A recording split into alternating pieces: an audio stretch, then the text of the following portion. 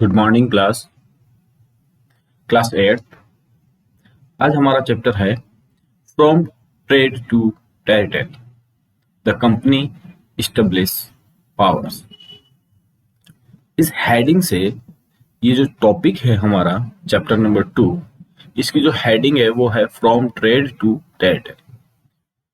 जो British company जब भारत में आई तो वो पहले यहाँ पर ट्रेड करने के लिए आई, व्यापार करने के लिए आई, और वहां से जब ये शुरू होते हैं तो व्यापार करते करते ये भारत पे शासन करना शुरू कर देते हैं। ये जो सफर है इनका व्यापारी से शासक तक का, व्यापार करने आए थे और यहाँ के शासक बन गए। ये जो व्यापार है और व्यापार से ये शासक बनते हैं, इसका जो सफर है, जो इनका समय लगा, उसके बारे में हम आज पढ़ेंगे। अब यहाँ पे देखिए जो पॉइंट है हमारा, Aurangzeb was the last of the powerful Mughal ruler.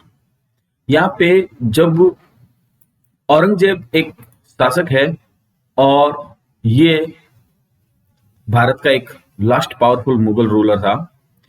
इसके बाद में जो मुगल एम्परर आए, जो मुगल के जो रूलर हैं वो आए, वो कुछ कमजोर होते गए और ब्रिटिश पावरफुल होते गए। He established control over a large very part of the territory that is known as India. After his death, 1707, how many Mughal governor and big Jamidar begins asserting their authority and establishing regional kingdoms. As powerful regional kingdoms emerged in various parts of India, Delhi could no longer function as an effective center. यहाँ पर जब Aurangzeb last powerful Mughal ruler था, उसने भारत के बहुत बड़े क्षेत्र को अपना साम्राज्य बनाया। इसी को भारत कहा जाता था। लेकिन उसकी मृत्यु जो है 1707 में हो गई। उसके बाद में जो मुगल रूलर थे, उनके नीचे जो सूबेदार थे, जिनको हम गवर्नर बोलते हैं, ये सूबेदार जो है वो आजाद हो गए। बिग जमींदार और जो बड़े जमींदार थे वो भी धीरे धीरे आजाद होने लगे और उनकी खुद की अथॉरिटी हो गई और उन्होंने छोटे छोटे अपने क्षेत्रीय किंगडम, छोटे छोटे राज्य बना लिए। इस प्रकार भारत कई छोटे छोटे राज्यों में टूट गया। Powerful regional kingdoms emerge a various part of India. इन छोटे छोटे राज्यों में से भी कुछ ऐसे पावरफुल रीजनल किंगडम थे। ये सभी अपने अपने आसपास के पड़ोसी राज्य हैं उनके ऊपर कब्जा करते गए और अपना जो है साम्राज्य बनाते गए। अब दिल्ली, इस समय दिल्ली का कोई भी फंक्शन, इट मीन दिल्ली का जो साम्राज्य है, इट मीन जो रूलर है मुगल, कहां पर? दिल्ली में। किसके बाद? औरंगजेब के बाद। उनका अब कोई भी प्रभाव नहीं रहा। By the second half of the 18th century, however, a new power was emerging on a political horizon, the British. Did you know that the British originally came as a small trading company and were reluctant to acquire territories? How then did they come to be master of the vast empire? In the chapter, you will see how this came about. यहाँ पर बात इसी की आ रही है कि second half of the 18th सेंचुरी, 18वीं सदी की आधा, इट मीन 1850, 1750 के आसपास हम देखते हैं कि एक नया शासक वर्ग आया था। ये राजनीतिक क्षेत्र में बहुत ही दमदार था और वो कहलाता है ब्रिटिश। ये ब्रिटिश जो है, ये जब भारत में आए 1750 से पहले आ गए थे, बट 1750 से इनका पावर बनना शुरू हुआ, रूलर बनने की कहानी इनकी शुरू होती है। यहाँ पर जब ये आए तो ये ब्रिटिश ओरिजिनली भारत में आए तो ये एक छोटी सी स्मॉल ट्रेडिंग कंपनी, मतलब ये एक छोटा सा एक व्यापार का एक ग्रुप था, ये व्यापारी थे और ये भारत में आकर हमारे मुगल जो एम्परर थे उनको बोलते हैं कि हम भारत में कुछ व्यापार करना चाहते हैं। लेकिन धीरे धीरे इन्होंने किस प्रकार अपना शासन यहाँ पर स्थापित किया और ये कैसे मास्टर बने एक बहुत बड़े एम्पायर के, इसी बात को हम यहाँ पे इस चैप्टर में पूरा करेंगे। देखिए यहाँ पर एक छोटा सा एक फिगर दिया हुआ है, फिगर नंबर 1।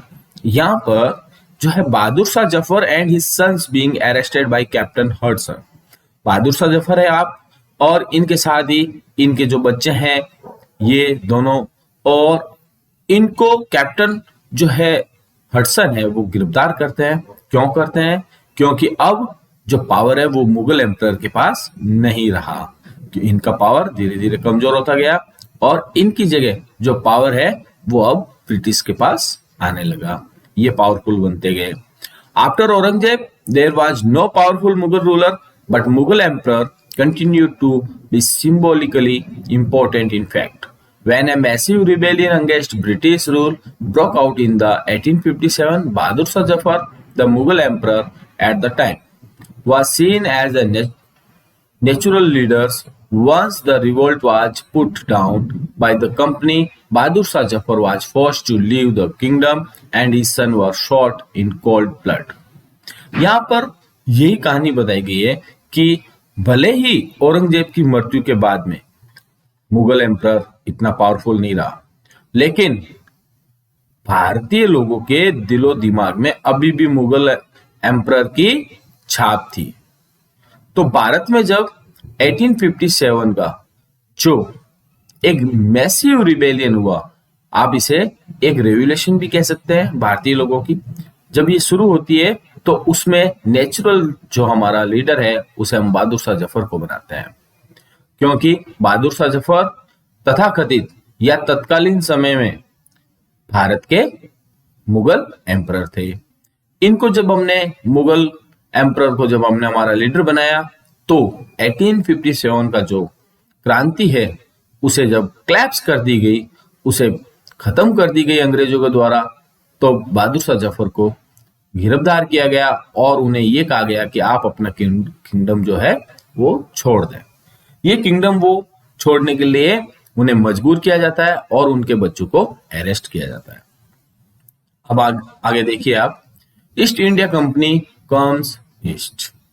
देखिए ब्रिटिश जो आइलैंड है यहाँ पर ब्रिटेन है, ये नेवल फोर्सेज इनकी बहुत पावरफुल थी।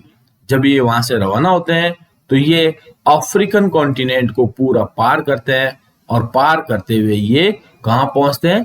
बॉम्बे और मद्रास, कोलकाता।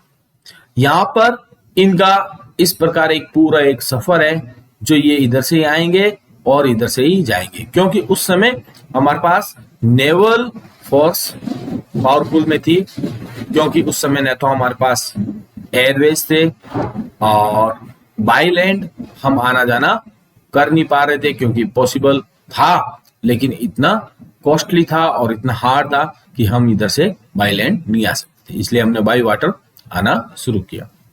अब ये ब्रिटिश जब भारत में आते हैं तो first of all Bombay, Madras और कलकत्ता। देखो कलकत्ता को आज कोलकाता बोला जाता है, मद्रास को अब चेन्नई बोला जाता है और बॉम्बे आज मुंबई कहलाती है। ये एक रूट था इनका जो करीब 18 सेंचुरी के आसपास था। बात हम कर रहे हैं ईस्ट इंडिया कंपनी जब भारत आती है उस समय। In 1600 the East India Company acquired charter from the ruler of England Queen Elizabeth first, granting it the sole right to trade with the East. सबसे पहले बात है हमारा कि हम बात करेंगे यहाँ 1600। देखिए 1600 सेंचुरी समाप्त होने वाली थी।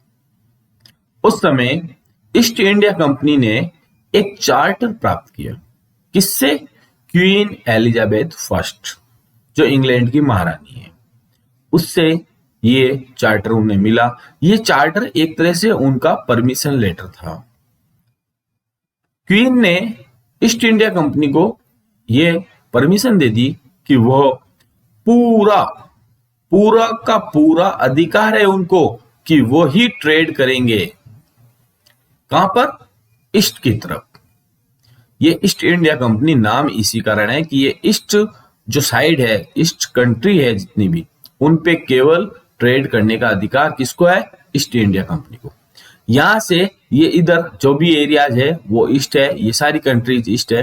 तो इधर ये आते हैं भारत, इंडोनेशिया, मलेशिया और चाइना, ऑस्ट्रेलिया और कुछ और सारे ये आइलैंड। यहाँ पर ये जो ब्रिटिश है ये आते हैं और यहाँ पे ये ट्रेड करते हैं।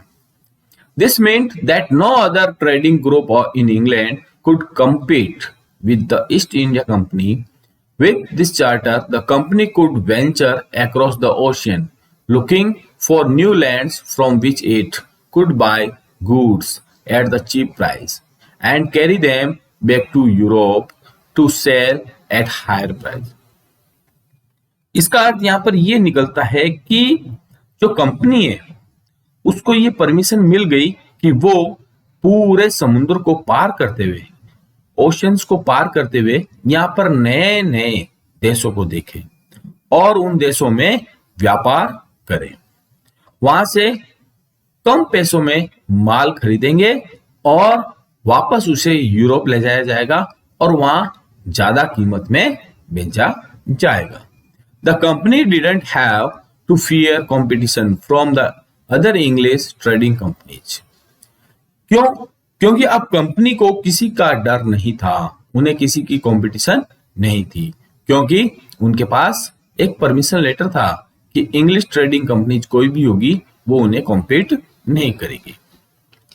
आगे देखिए, mercantile trading companies in those days made profit primarily by excluding competition so that they could buy cheap and sell dear. The Royal Charter, however, could not prevent other European power from entering the eastern market. By the time the first English ship sailed down the west coast of Africa, round the Cape of Good Hope, and crossed the Indian Ocean, the Portuguese had already established their presence in the western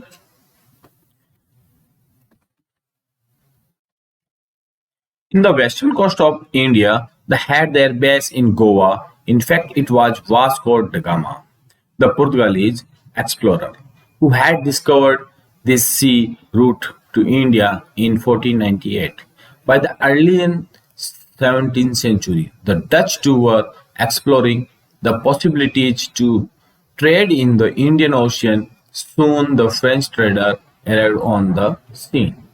यहाँ पर ये कहा गया है जब उन्हें royal charter मिल चुका था तो वह दूसरी यूरोपियन जो कंट्रीज है उनके साथ उनका कंपटीशन था, इसलिए वो सभी कहाँ आ गई है? ईस्टर्न मार्केट में। सबसे पहले हम बात करते हैं इंग्लिश शिप्स की। ये भारत के जो west coast of Africa, Bharat आने से पहले ये अफ्रीका में आते हैं और वहां पर केप ऑफ गुड होप नाम का एक महाद्वीप है, छोटा सा द्वीप है, वहां पर ये आती है और वहां से ये इंडियन ओशियन को क्रॉस करते हुए पुर्तगाली वहां ऑलरेडी पहले ही भारत पहुंच चुके हैं, उसके बाद में ये पीछे पीछे आ रहे हैं। तो वेस्टर्न कोस्ट ऑफ इंडिया ये आते हैं। इनका जो बेस है जहां पर ये सबसे पहले आते हैं वो है गोवा। गोवा में ही इनका एक स्टेशन है जिसका नाम है वास्को डी गामा।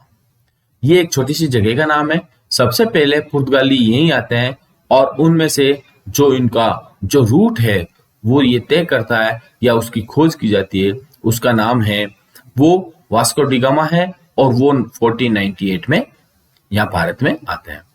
और इसी के मार्ग से ये इंग्लिश जो ब्रिटिश कंपनी है, इंग्लिश शिप है, वो आती है और सबसे पहले ये जो है केप ऑफ गुड होप यहाँ पर आती है और यहाँ से ये आते हुए भारत में आते हैं। By the early 17th century, the Dutch too were exploring the possibilities of trade in Indian Ocean. जो डच है वो इसकी खोज इसलिए करते हैं रास्ते की कि वो ये सोचते हैं कि हमें भी यहाँ पर कोई ट्रेड मिले। और इसके बाद में फ्रेंच ट्रेडर भारत में आते हैं। बात यहां पर आते हुए हम बात करते हैं प्रॉब्लम की। प्रॉब्लम क्या हुई? The problem was that all the companies were interested in buying the same things. The fine qualities of cotton, silk produced in India had to big market in Europe. Bharat में जब ये आते हैं तो इनकी प्रॉब्लम ये होती है कि ये यहाँ पर वही चीज खरीदना चाहते हैं जो दूसरी कंपनीज खरीदना चाहती है, वो भी फाइन क्वालिटी में। किसकी फाइन क्वालिटी? कॉटन की, सिल्क की। ये भारत से खरीदेंगे और यूरोप के बहुत बड़े मार्केट में इसे बेचेंगे। इसके अलावा garam masala, pepper, cloves, cardamom, cinnamon and were in great demand. गरम मसाले की जो डिमांड है वो यूरोप के मार्केट में बहुत ज्यादा थी और यही गरम मसाला हमारे भारत में इन्हें मिलता था। Competition among the European companies inevitably pushed up the price at which these goods could be purchased, and this reduced to profit that could be earned. The only way the trading companies could flourish was the eliminating rival competitor. The urge to secure market therefore led to fierce battle between the trading companies through the 17th and 18th century. They regularly sank each other's ship, blocked route and prevented rival ships from moving with supplies of goods. Trade was carried on with arms and trading posts were protected through fortification. This effort to fortified settlement and carry on profitable trade also led to intense conflict with local ruler. The company therefore found it difficult to separate trade from political. Let us see how this happened. हम इस problem की जो बात कर रहे हैं वो यही है कि जब भारत की जो गरम मसाला है, जो हमारा गुड क्वालिटी कॉटन है, सिल्क है, इसकी जो डिमांड है वो यूरोपियन मार्केट में बहुत अच्छी थी। इसी के कारण जो यूरोपियन कंट्रीज की दूसरी जो कंपनियां हैं वो इंग्लिश कंपनी, ब्रिटिश कंपनी के साथ क्या कर रही थी? कंपटीशन। और वो इसी आशा से भारत में आ रही थी कि हमें ज्यादा से ज्यादा व्यापार मिले, ज्यादा से ज्यादा हमें प्रॉफिट हो और हम और पैसा कमाएं। इस कारण ये आपस में, ये ब्रिटिश कंपनीज और अदर यूरोपियन कंट्रीज की जो कंपनी है वो सब आपस में क्या करने लगी? युद्ध। व्यापार के लिए, अपने व्यापार को बढ़ाने के लिए यूरोपियन कंट्रीज की जो कंपनियां हैं वो आपस में युद्ध करने लगी और ये युद्ध का समय था 17 और 18 सेंचुरी। इस समय ये एक दूसरे की जो शिप है, जहाज है, उसको डुबो दिया करते थे, उनके रास्तों को रोक दिया कर देते थे और एक दूसरे के लिए ये जो है, जो उनका माल था उसको ये इधर से उधर करवा दिया जाता था। अब इसके साथ ही इन्होंने क्या किया?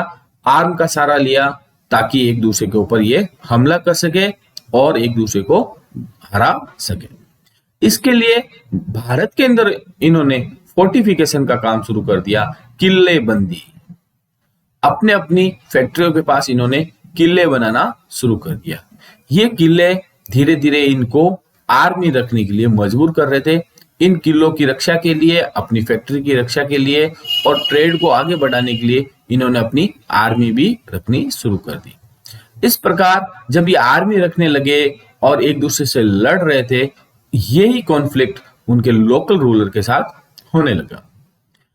अब लोकल रूलर और यूरोपियन कंट्रीज की कुछ ट्रेडिंग कंपनियां आपस में लड़ रही थी। इस प्रकार पूरे भारत के अंदर ये सिस्टम शुरू हो गया और ये धीरे धीरे आगे बढ़ते हुए जो है हमारा बंगाल के आसपास आके ये रुकता है। यहाँ पे हम बात करेंगे East India Company begins trade in Bengal. वो बंगाल में व्यापार शुरू करने के लिए आते हैं और फिर धीरे धीरे बंगाल के शासक बन जाते हैं। देखिए इसके बाद में हम जो हमारा ये टॉपिक जो है East India Company begins trade in Bengal, इसको हम रेगुलर कैरी ऑन करेंगे टुमारो। मुझे वैसे गिरिजा शंकर जोशी सुनीता ग्लोबल स्कूल से मैं आपका एसएसटी का टीचर हूँ।